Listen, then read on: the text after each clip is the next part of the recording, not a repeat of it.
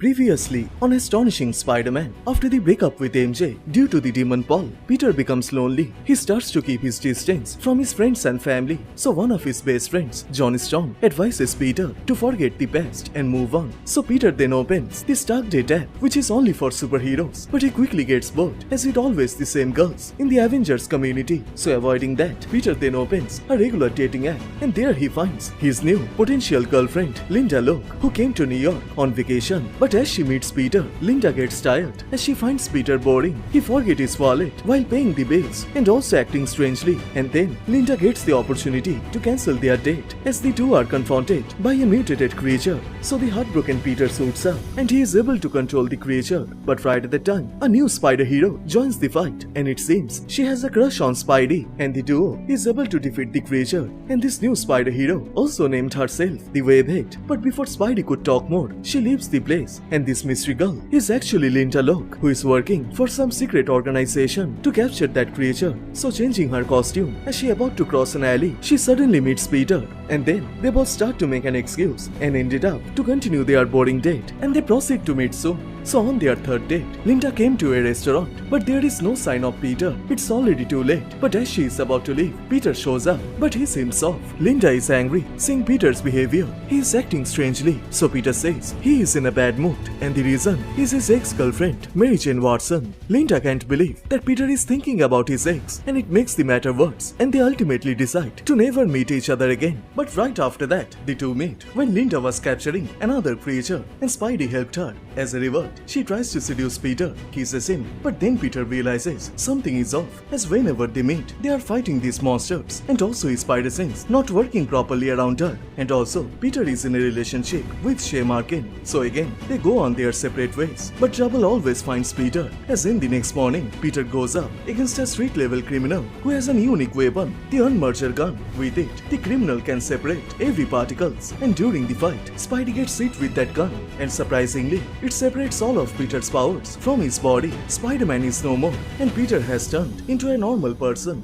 Welcome to Comicstube YouTube channel. In today's video, we will review Chapter 25 of Astonishing Spider-Man. You can get the previous parts on this playlist. So if you guys are new here, please subscribe and turn on all the notifications to never miss any future uploads. Please like, comment and share. All the text and images are owned by its respected company. You can support them by purchasing it digitally or from any offline stores. The issue opens up in the street of New York City. Peter is confused as what are these spiders coming out from his body. He knows the Unmerger gun can separate particles. So what was he separated from? And as Peter tries to jump, he failed, and suddenly he gets hit with a trash can. The crowd is angry because of all the mess created in their fight, and Peter's spider sense is not working. All of his powers are gone. So to escape the crowd, Peter decides to run away by foot, and he knows the person who can help him. So he arrives at the Baxter building to meet Reed Richards and find a solution of his condition.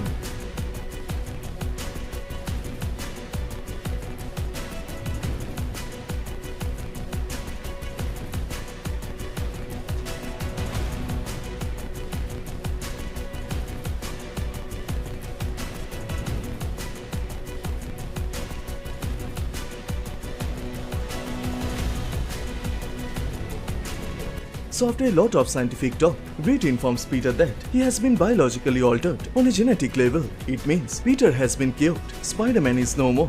The panel then jumps in the flashback in Midtown High, where Peter was bullied by his classmates, especially by Flash Thompson and his gang. He throws him into the ground, broke his glass, humiliated Peter in front of the whole class. The thing is, some things never change, as in the present day, Peter returns to Midtown High as a guest lecturer, and this time also, he is humiliated in front of the whole crowd, reliving his childhood trauma, wearing the same glass that Uncle Ben had to work overtime to replace it. It all started after he left the Baxter building, where Peter finds that he no longer has the power of Spider-Man, which also include his vision. And while Peter is having difficulties to see, he meets one of his high school teacher, Mr. Dale, and it seems the teacher was looking for Peter. The thing is, they are having a career day at the Midtown, and he has been looking for some alumni to impress the kids about their future. Peter is not interested, but the teacher convinces him to come, as it is their responsibility to guide the future generation. And now in the name of responsibility, Peter is dealing with the trauma in the same school where he was bullied.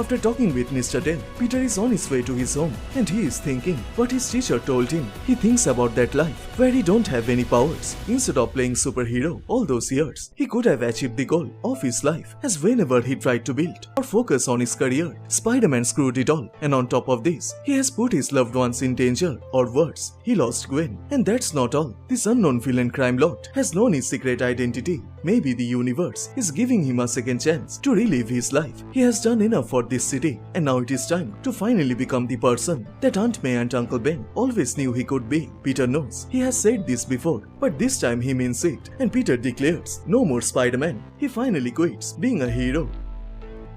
So in Spidey's absence, the crime rate increases. Criminals are looting bank on broad daylight, and there is no heroes are available to stop this maze. Peter notices that, but he is not bothered at all. He is late for his work, so leaving Aunt May at the fish center, Peter arrives to his new office, his new job at Rand Enterprise. It seems everything is going great in Peter's life. He can fully focus on his work. His colleagues are appreciating him, praising that he has a bright future ahead. And not only that, hot girls in the office are also giving attention to Peter. Enjoying the time with his best friend Randy, watching the games, getting a proper sleep, and a perfect love life. Peter can't imagine this life, but these are all happening. Peter's girlfriend Shay also notices that something is different in Peter. He seems focused in the present, not thinking about other things. Peter also tells her this is maybe happiest he has ever been. But during their date, he gets a text message from Reed. He wants Peter to come here quickly. Shay gets upset. As always, Peter has to leave, but this time Peter decides to stay with his girlfriend. Reed can wait. And after 3 hours later, Peter arrives at the Baxter building, and as he meets Reed, he informs Peter he ran some tests on Peter's DNA, and he believes he can make Peter Spider-Man again. But instead of becoming happy, Peter gets upset. He is confused. He doesn't know how to react. He needs some time to think. But Reed is convincing Peter not to waste time, begin the experiment, and become Spider-Man again. But before he could begin the process, Peter is gone. There is no sign of him. And with this, the chapter 25 of Astonishing Spider-Man comes to a close.